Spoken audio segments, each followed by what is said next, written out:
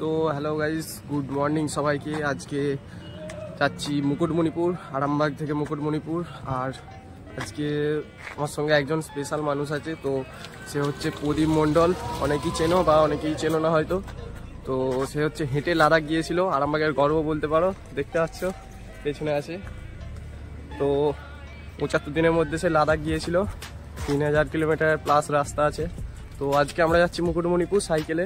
তো চলো তোমরা ভিডিওটা দেখতে থাকো। আর এখন পুরোপুরি সকাল হয়নি, আমি এই মুহূর্তে আরামবাগে আছি। এখন সবে বাজছে 5টা, এখনো 5টা বাজেনি, এখনো 5টা বাজেনি আমাদের। তো চলো তোমাদেরকে যেতে যেতে পথেতে আপডেট দিচ্ছি। আর এখন চা খাবো, তারপর বেরোবো। তো এই হচ্ছে আমাদের আরামবাগ। আর আরামবাগ ছাড়িয়ে আমরা চা ফা খেয়ে যাব। চলো যাই, এখনো 5টা বাজছে হিসেব মতো। কতুলপুর হয়ে বিষ্ণুপুর হয়ে আমরা যাব মুকুটমণিপুর। 130 কিলোমিটার আরামবাগ থেকে। চলো দেখা যাক। তো এটা হচ্ছে কালীপুর ব্রিজ, আর আমরা যাচ্ছি। দেখতে পাচ্ছ পরিচিত আছে। দেখো, প্রথম কথা হচ্ছে আমার এটা ফার্স্ট রাইড, ঠিক আছে? এর চক্করে আমার জীবন শেষ হয়ে গেল। তো প্রদীপদার এটা ফার্স্ট রাইড, ও কোনোদিন সাইকেলে রাইড করে নে। যাই হোক, হেঁটে লাদাখ যাওয়াটা বিশাল বড় ব্যাপার। তো এখান থেকে আমরা কতুলপুর হয়ে যাব। তো অনেক দূরই রাস্তা আছে, দেখা যাক দুপুরের মধ্যে ঢোকাতে পারি কিনা। চলো যাই এখন। সো গাইস, দেখতে পাচ্ছ আমরা যাচ্ছি এখন কতুলপুর। কতুলপুর আর আছে 5 কিলোমিটার। আর প্রদীপদা আর আমি যাচ্ছি এই মুহূর্তে। তো অলরেডি বের করে দিয়েছে। আরামবাগ থেকে অনেকটা এসছি, নন স্টপ। 100 কিলোমিটার বাকি আছে। এখনো 100 কিলোমিটারের মতো আছে। দেখি যতটা পারি তাড়াতাড়ি কভার আপ করবো। আর হাওয়া বইছে। চলো কতুলপুর গিয়ে দেখা হচ্ছে। আজ ভাই মস্তি হবে। চলো, অনেকদিন পর আবার ট্যুর করছি। আর প্রদীপ দা এটা ফার্স্ট ট্যুর, সাইকেল ট্যুর। চলো যাই এখন। তো ফাইনালি আমরা কতুলপুর পৌঁছে গেছি। এটা নেতাজি মোড়। আর এখন টাইম হয়েছে 5টা 24। তো ননস্টপ সাইকেলিং করার পর পৌঁছেছি। আর প্রদীপদা যাচ্ছে, আমি যাচ্ছি। চলো যাই। সো যেমন কি দেখতেই পাচ্ছ, আমরা মুকুটমণিপুরের উদ্দেশ্যে বেরিয়েছি। আর বনলতা রিসর্ট আছে 5 কিলোমিটার। আর এই হচ্ছে সে কাঠগোলাটা। এইখানে আমার বাইক অ্যাক্সিডেন্ট হয়েছিল। দেখতে পাচ্ছ এই কাঠগুলোর মাঝে আমি ঢুকেছিলাম, আমার দাদা। এই সেই ভয়ানক জায়গা। তো চলো এখন বনলতায় যে স্টপেজ করবো, দেন ওখান থেকে মুকুটমণিপুর বেরিয়ে যাবো। আর প্রদীপটা আছে সঙ্গে, বিশাল মস্তি হচ্ছে। ব্যাপারটা হয়ে গেছে আমার ফার্স্ট টাইম, কিন্তু দুর্দান্ত একটা মানে এক্সাইটেডমেন্ট আছে। কারণ মুকুটমণিপুর জায়গাটা যেটা এইখানে আছে এখন গাছা, সেটা গিয়ে দেখার মজাটা একটা আলাদা। হ্যাঁ, তো ওখানে গিয়ে ডাইরেক্ট আপনাদের সঙ্গে কথা হবে। আর আমি আজকে লাইভে আসবো 8টার সময়, সেখানে কথা হবে। চলো দেখা যাবে। তো ফাইনালি আমরা দেখতে দেখতে বনলতা রিসর্ট পৌঁছে গেছি। আফটার 40 কিলোমিটার সাইকেলিং করার পর প্রদীপদা আর আমি। আর এখানে টি ব্রেকটা নেবো, দেন মুকুটমণিপুরের উদ্দেশ্যে একদম রওনা দেবো। তো চলো তোমরা বলবো, যারা সাইকেলে করে কোনোদিন ট্যুর করার ইচ্ছা আছে, তাদের একটা কথা বলবো, অফিসের সঙ্গে যোগাযোগ করতে পারো। ভাই ভালোভাবে গাইড করে কিন্তু নিয়ে আসবে। আমি মানে বুঝতে পারছি না, আমি 40 কিলোমিটার কী করে চালিয়ে ফেললাম। চলো দেখতে থাকো ভিডিওটা, দেখা হচ্ছে। তো আমাদের টি ব্রেক সেরে এখন আমরা জয়পুর জঙ্গল পার করছি। বিষ্ণুপুর এখান থেকে আছে আর 12 কিলোমিটার। তো বিষ্ণুপুর ছাড়িয়ে আমরা মুকুটমণিপুর যাবো। ভালো লাগবে। কিছুক্ষণ আগে একটা স্যারের সঙ্গে দেখা হয়েছিল, ফিজিক্সের প্রফেসর। স্যারের সঙ্গে মিট আপ করে খুব ভালো লাগলো। স্যার পার্সোনালি আমাদেরকে করলো, উইশ করলো। তো মর্নিংটা ভালোই যাচ্ছে, এখন পর্যন্ত ঠিকঠাক আছি। এবার জানি না ফিউচারে কী হবে। তো চলো দেখা যাক, তোমরাও থাকো সাথে। আর ভিডিওটা সবাই শেষ অবধি দেখবে, অনেক মস্তি আছে। চলো যাই।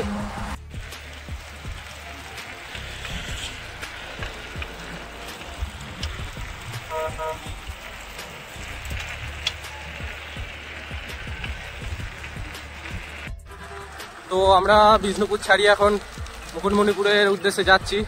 আর মুকুটমণিপুর আছে আমাদের 68 কিলোমিটার। তো এখন যাচ্ছি রাস্তাতে। চলো এবার 2 ঘন্টা পর ব্রেক নেবো। এখন টাইম হয়েছে 9টা, 11টার সময় একবার ব্রেক নেবো। আর এখানে মর্নিংয়ের ব্রেকফাস্টটা করে নিয়েছি। চলো যাই এখন। মর্নিংয়ে কি খেলে সেটা বল। হ্যাঁ, মর্নিংয়ে কি খাবো, মর্নিংয়ে মুড়ি খেয়েছি। তো চলো যাই এখন। তো প্রদীপদা আর আমি অনেকটা আসার পর আর মুকুটমণিপুর আছে, আমাদেরকে মনে পড়ে মিস কল দাও। আর মুকুটমণিপুর আছে 59 কিলোমিটার। আর এখন সময় হয়েছে 9:30। তো চলো আর দেখা যাক 59 কিলোমিটার কি করে কভার আপ করি। ইচ্ছা আছে 2টোর মধ্যে ঢোকার, এবার জানি না কি হবে। 2টোর মধ্যে ঢুকতেই হবে, কারণ 2টোর পর মানে 2টোর আগে ঢুকলে আমরা ভিউটা যেয়ে দেখতে পাবো, নাহলে যেটার জন্য আসছি সেটাই দেখতে পাবো না। তো চলো এই মুহূর্তে আমরা যাই এখন, দেন দেখা হচ্ছে রাস্তাতে। আর এইদিকে রোডটা দারুণ।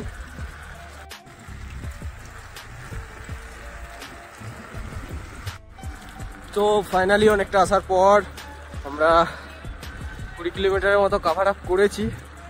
আর আছে 46 কিলোমিটার। তো চলো এখন যাই। মানে প্রচুর আঁকা বাঁকা টান, তো যেতে আমাদের অনেকটাই প্রবলেম হচ্ছে। চলো এখন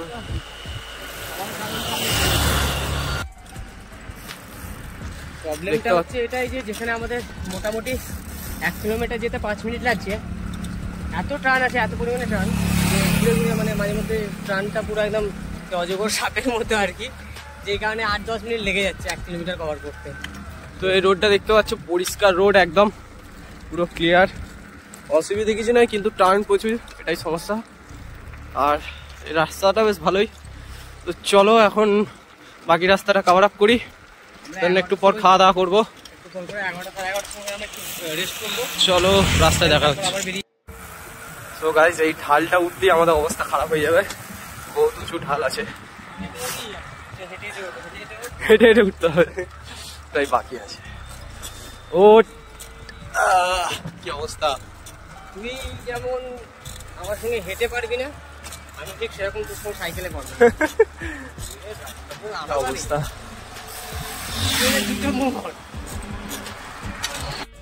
তো গাইস, আমরা প্রায় 50 কিলোমিটার আসার পর একবার এখানে ব্রেক নিয়েছি। আর আছে মাত্র হচ্ছে 30 কিলোমিটার। কত?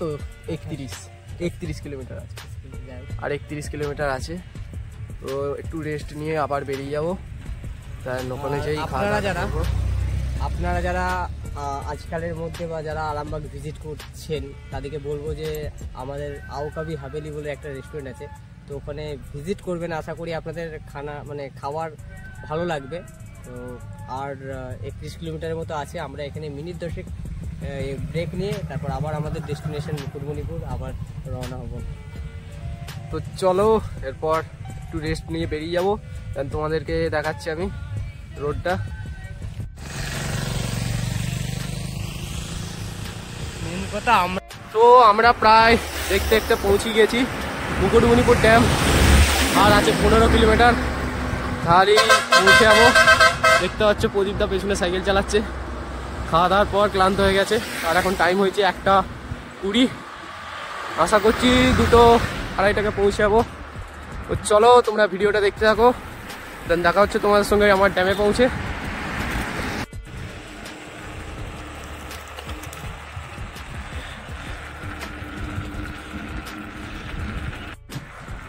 তো আর মুকুটমণিপুর হচ্ছে 7 কিলোমিটার, যেমন কি এই দেখতেই পাচ্ছ।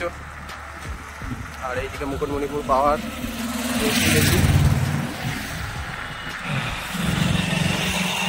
ভালোই জার্নি।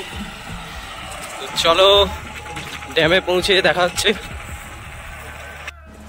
সো ফাইনালি অনেক কষ্টের পর পৌঁছেছি কংসাবতী ড্যাম, মুকুটমণিপুর। তো 140 কিলোমিটার রাস্তা, আর টাইম হয়েছে 2:20। ভালোই তাড়াতাড়ি কভার আপ করেছি। আর প্রদীপদা পিছিয়ে পড়েছে, আসছে, অবস্থা খারাপ এখন। চলো এখন ড্যামে পৌঁছায়। তো তো ফাইনালি আমরা ড্যামে পৌঁছে গেছি, প্রদীপদা আর আমি। আর এইদিকে জায়গাটা ভীষণ সুন্দর লাগছে, বলে বোঝাতে পারবো না, খুব মজাও লাগছে এসে। চলো তোমাদেরকে একটু ঘুরিয়ে দেখাই।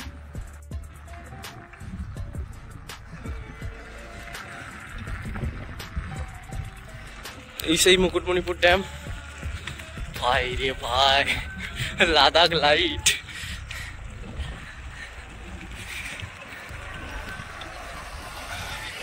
তো ফাইনালি মুকুটমণিপুর পৌঁছে খুবই ভালো লাগছে। আর ড্যামটায় বসে আছি প্রদীপদা আর আমি। অনেক খাটাখাটনি হয়েছে আমাদের আজকে। কেমন এক্সপিরিয়েন্স বলো প্রদীপদা? এক্সপিরিয়েন্স একটাই কথা বলবো, দুর্দান্ত এক্সপিরিয়েন্স। আসার পর যে এরকম যে জিনিসগুলো দেখি না, যেটার জন্য আসি, যেটা বেসিক্যালি যেটা দেখতে আসি, সেইটা দেখার পর তো একটা আলাদাই শান্তি। কারণ অতীন সাইকেলে করে দীঘা গেছে, তারাপীঠ গেছে, বর্ধমান গেছে, তারপর মায়াপুর নবদ্বীপ গেছে। ও জানে ব্যাপারগুলো, যে জিনিসটার জন্য যাচ্ছে সেই জিনিসটা করার পর কতটা এক্সাইটমেন্টটা বেড়ে যায় সেই জিনিসটা যখন সামনে থেকে দেখি। দেন আমার লাদাখ যাওয়ার সময় সেমই একই জিনিস, আর এখনো সেম জিনিসটাই আমি যতটা ভালোবেসেছিলাম ওই জায়গাটাতে ঠিক ততটাই ভালোবাসি এই জায়গাটাতে, কারণ এই জায়গাটা কষ্ট করেই এসেছি। তো সেরকম আপাতত কিছু বলার নেই, আমরা আজকে দেখি বিকেলবেলার দিকে আসবো। আর প্রদীপদা তোমার একটু লাদাখ জার্নিটা একটু বললে ভালো হয়। লাদাখ জার্নি ব্যাপারটা আমি নয় সন্ধ্যাবেলার দিকে গল্প করে। সন্ধ্যাবেলা হবে না, আচ্ছা এইখানেই হোক। কি কি কি কি মানে হঠাৎ করে বেরোনো প্ল্যান কিরকম? হেঁটে হেঁটে কেন হঠাৎ করে প্ল্যান বলতে, লাদাখ আমার ছোট থেকে স্বপ্ন ছিল। আমি যখন টিভিতে দেখতাম, আগে ওই ডিসকভারিতে দিত মাঝে মধ্যে না, তারপর 3 ইডিয়ট বইটা আমি দেখতাম। বেসিক্যালি ওই লাদাখের যে সিনারিটা ছিল ওইগুলো দেখে একটা মানে নেচারের প্রতি একটা আলাদাই ভালোবাসা চলে এসেছে। সেটা লাদাখটা ইমোশন, সমস্ত রাইডারদের বলো আর যাদেরই বলো। হঠাৎ করে মাথায় আমার কি এলো আমি নিজেও জানি না। আমি না বলে, বাড়িতে না বলে, সব বাড়িতে বাবা মা দাদা বৌদি কাউকে না জানিয়ে আমি বেরিয়ে পড়ি লাদাখের উদ্দেশ্যে। নভেম্বরের 26 তারিখে আমি লাদাখে বেরোই, আর এপ্রিলের 14 তারিখে আমি আমার মিশন সাকসেস করি, আর এপ্রিলের 17 তারিখে আমি বাড়ি ঢুকি। তো শুনলে প্রদীপদার ঘটনা, 75 দিন প্রায় বাড়িতে থাকেনি। বাড়ির অবস্থা কি ছিল, আর ওর পত্রিকাতে নাম পর্যন্ত বেরিয়েছিল। বিশালই ব্যাপার ছিল তখন প্রদীপদার। তো আরেকটু ঘোরাঘুরি করব। তো চলো তোমাদেরকে দেখাচ্ছি। মানে অলরেডি রুম বুক করে নিয়েছি কালকে, কারণ কালকে রুম বুক করে নেওয়ার কারণটা ছিল যে আমরা হুট করেই মানে বেরিয়েছি। তো মানে আমাদের কোনো প্ল্যানিং ছিল অ্যাকচুয়ালি আমরা বেরোনোর কথা ছিল আমাদের 23 তারিখে। তো 23 তারিখটা আমি হঠাৎ করেই ওকে বললাম যে 23 তারিখ না, তাহলে 16 তারিখে চো, আমারও উইক অফ আছে, আর তোরও কলেজে এখন যদি ছুটি আছে সরস্বতী পুজোর ব্যাপারে। তো সেই হিসেবে আজকেই হয়ে গেল ব্যাপারটা। নাহলে আমাদের আসলে প্ল্যান ছিল 23 তারিখে আসার কথা ছিল এখানে। তো এসে গেছি 16 তারিখে। যাই হোক, আবার গিয়ে কাল থেকে যেমন কাজ যেমন যে যা রুটিনে আবার সেটা ফলো করতে হবে। আবার কোনো একদিন আবার কোনো নতুন জায়গায় আমি আর অতীন অবশ্যই যাব, সাথে আমরা দুজনে যখন থাকবো, দু ভাই যদি বেরোই নেক্সট টাইমে আবার আমাকে ভিডিওতে দেখতে হবে। তো চলো তোমরা ভিডিওটা কন্টিনিউ দেখতে থাকো, এখন আরো মস্তি বাকি আছে, কালকে বাড়িও যাব, দেখাচ্ছি তো পার্টি শুরু হয়েছে। চলো দেখাচ্ছি তোমাদেরকে। দেখতেই পাচ্ছ নিচে নামছি আমরা। ভাই রে ভাই, যা ভয় লাগছে, তো পুরো দীঘা অফরোড হচ্ছে। দীঘা এক্সপিরিয়েন্স। ভাই জলটা পুরো নীল। এ লাদাখের জল এরকম নীল ছিল? ওট ভাই।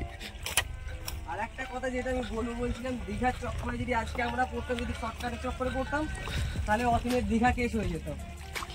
এটা সব করবে, ঠিক আছে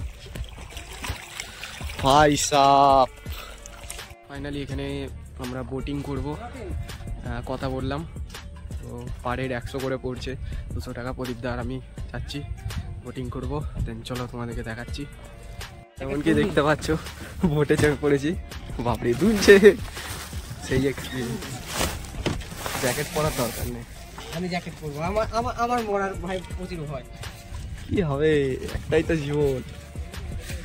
ও ভাই ভাই হ্যাঁ, এরকম ভাবেই করে নি, বুঝলি তো, রোগা পটকা মানুষ এরকম মাতাল জ্যাকেট পরছে।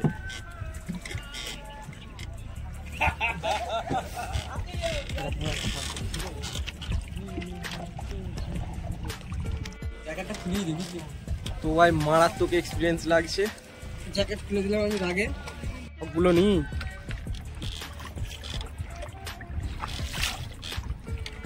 ফোনটাই যদি জলে পড়ে যায়। জলে পড়ে গেলে জলে ঝাঁপ মেরে দেবো। হ্যাঁ, ও পড়তে করতে আমরা শেষ। কতটা এখানে কতটা গভীর?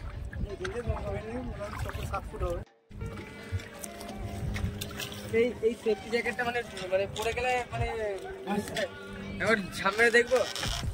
কেন ভেজার দরকার? শুধু শুধু চান তো এমনিও পড়বো ভাই। না না, ঝাঁপ মারতে হবে না। মাথার আমি জানি, এই বোটের এক্সপিরিয়েন্সটাই আলাদা।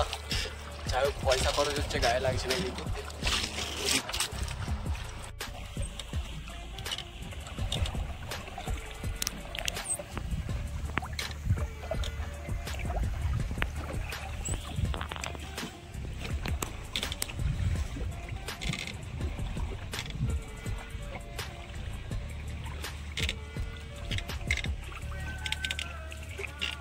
তো গাইস, সেই মজা হচ্ছে কিন্তু এসে। আর এখান থেকে হোটেল যাব, দেন হোটেলে থাকবো আজকে রাতটা, কালকে বাড়ি ফিরবো। তো কেউ যদি আসতে চাও এখানে আর বোটিং করতে চাও, তাহলে কাকার সঙ্গে যোগাযোগ করতে পারো।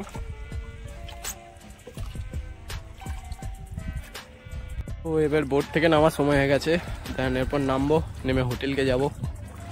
তার আগে ওখানে আই লাভ মুকুটমণিপুর ওই জায়গাটা ঘুরে আসবো। ওই জায়গাটা যাবো, দেন গিয়ে একটা ফটো তুলে তারপর রুমে যাব। চলো, তোমাদের সঙ্গে এবার হোটেলে যেয়ে দেখা হবে।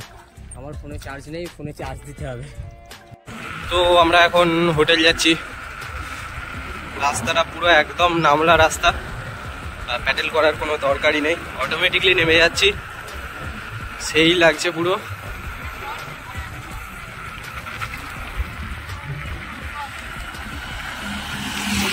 আমি আগেও বলেছিলাম ওর সঙ্গে আমি যেমন সাইকেলে পারবো না, আমার সঙ্গেও পায়ে হেঁটে পারবে না। এই কিছুক্ষণ আগে মানে এক কিলোমিটার হবে খুব বেশি হলে, 1 কিলোমিটার হেঁটে অবস্থা বেচারার অবস্থা মানে যাচ্ছে তাই অবস্থা। কি যাচ্ছে তাই অবস্থা? পারফেক্ট। আচ্ছা পারফেক্ট, আরো 2 কিলোমিটার ঘুরে ঘুরতে পারবো। আচ্ছা, হবে না ওর দ্বারা, আমি সাইকেলে পারবো না, আমাকে বললেও যাবো না। তো আমরা চাটা খেয়ে আমাদের রুম নিয়েছি এখানে, তো রুমটা তোমাদেরকে দেখিয়ে দিচ্ছি। তো এই হচ্ছে সেই হোটেলটা, হরানাক রিসর্ট রেস্টুরেন্ট। তো এইখানে খুব কম প্রাইসে আমরা হোটেল পেয়ে গেছি। আমরা স্পেশালি সাইকেলে এসেছি বলে আমাদেরকে অনেক কমে ম্যানেজার করে দিয়েছে, 600 টাকার মধ্যে কমপ্লিট করে দিয়েছে। বা থাকা খাওয়াটা মানে খাওয়ার ব্যাপারটা আলাদা, তো যেমনটি দেখতে পাচ্ছ। আর কালকে মর্নিংয়ে আমরা বেরিয়ে যাবো বাড়ি। তো এখানে নাম্বারটা আমি তোমাদেরকে দিয়ে দিচ্ছি, ডিসক্রিপশনে দিয়ে দেবো, দেখে নেবে।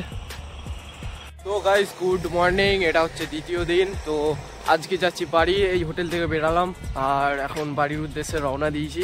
টাইম হয়েছে অনেক বেজে গেছে, 7টা, প্রায় 7টা বেজে গেছে। 7টা বেজে গেছে। আজকে আমাদের দেরি হওয়ার প্রধান কারণ হচ্ছে এদের রেস্টুরেন্টের ওই রিসর্টের লোকগুলোর জন্য। এই কিছুক্ষণ আগে জাস্ট এলো, তারপর আমরা বেরোতে পারলাম। তাহলে আমাদের চেক আউট করার ইচ্ছে ছিল 5টা-6টার মধ্যে, তো সেখানে হলো না। ব্যাপারটা যা হয়েছে দেখি এবার কতক্ষণে আরামবাগে পৌঁছায়। তো চলো যাই এখন। ও যেমন কি দেখতে পাচ্ছ, আমরা 30 কিলোমিটার সাইকেলিং এর পর একটা জায়গায় এসে একটু রেস্ট নিচ্ছি, কারণ নন স্টপ 30 কিলোমিটার চালিয়েছি। বলবো যে আমাদের আজকে মানে প্রথম কথা লেট হয়ে গেছে বেরোতে। আমরা যেখানে কালকে বেরিয়েছিলাম 5টার সময়, আজকে 7টায় বেরিয়েছি। 7:10 বেজেছে, তখন আমরা ওখান থেকে বেরিয়েছি।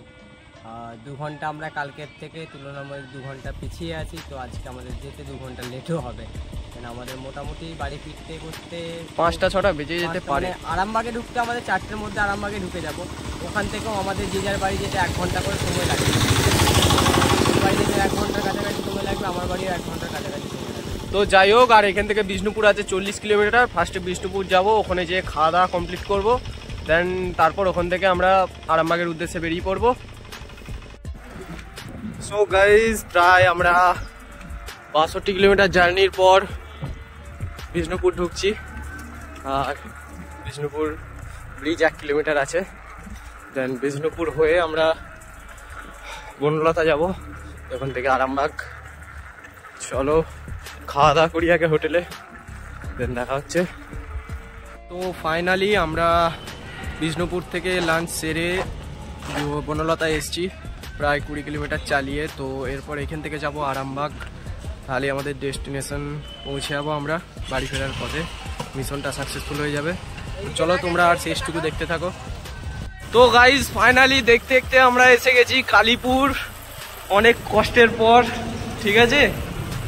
আর কালীপুর আরামবাগ একই বলতে পারো, সঙ্গে প্রদীপটাও আছে। আজকে এক্সপিরিয়েন্সটা সেই হয়েছে, যাই বলো।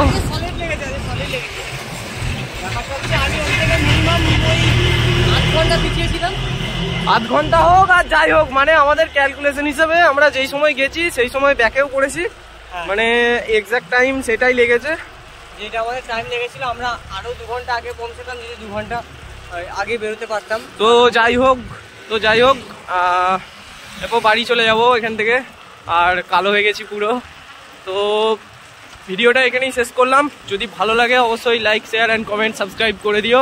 আর চ্যানেলটা অবশ্যই মনে করে চ্যানেলটা একটু সাবস্ক্রাইব করে দিও। তো দেখা হচ্ছে, লাইক করে দিও, আমি আছি। তো দেখা হচ্ছে তোমার সঙ্গে নেক্সট ভিডিওতে।